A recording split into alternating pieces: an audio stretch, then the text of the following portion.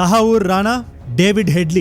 ఈ రెండు పేర్లు మీరు గుర్తుపెట్టుకోవాలి. ఎందుకంటే మనకి ఏదైనా రాయి తగిలితే ఆ రాయి వేసి కొట్టిన వ్యక్తి పేరు గుర్తుపెట్టుకోవడం చాలా ఇంపార్టెంట్. 26/11 ఇండియాలో ఏం జరిగిందో మన అందరికీ తెలుసు. తాజ్ హోటల్లో, నారిమన్ పాయింట్ లో, ఛత్రపతి శివాజీ మహారాజ్ రైల్వే స్టేషన్ లో, ఇంకా చాలా ప్లేసెస్ లో ఆ రోజు నివాళి గుర్తు చేసుకున్నా కూడా రక్తం ఉడికిపోతుంది. ముందుండి కాల్చిన వాళ్ళని మనం గుర్తుపెట్టుకుంటాం.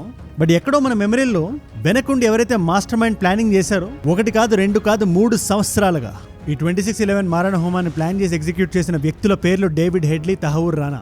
ఇదే తహౌర్ రానా 4 రోజుల క్రితం వరకు US లో ఉన్నాడు. April 8, 2025 ఒక వర్డిక్ట్ వచ్చింది. ఏమని? ఇండియా మాకు అందజేసిన ఎక్స్ట్రాడిషన్ రిక్వెస్ట్ సబబే ఈ వ్యక్తి ఏదైతే అన్యాయం ఇండియాకి చేశాడో ఖచ్చితంగా ఇతని ట్రయల్ ఇండియాలో జరగాలి అని చెప్పి US కోర్టు ఒక తీర్పునిచ్చింది. వెంటనే మన ఇండియాకి సంబంధించిన నేషనల్ ఇంటెలిజెన్స్ ఏజెన్సీ USకి వెళ్ళింది. మీరు నమ్మరు, అక్కడ రన్వే ఉంటది కదా, US మార్షల్స్ అందరూ అతన్ని అక్కడికి జాగ్రత్తగా తెస్తే, ఇది కాలిఫోర్నియా, ఇది అతన్ని మన NIA హ్యాండ్ ఓవర్ చేసుకున్నప్పుడు వచ్చిన ఫోటో ఇది. ఒక స్పెషల్ ఫ్లైట్ వేసుకుని వెంటనే అతన్ని ఢిల్లీకి తెచ్చారు. 9th April అక్కడ వదిలితే 10th April 6 PM కి ఇందిరాగాంధీ ఇంటర్నేషనల్ ఎయిర్పోర్ట్ లో ల్యాండ్ అయ్యాడు.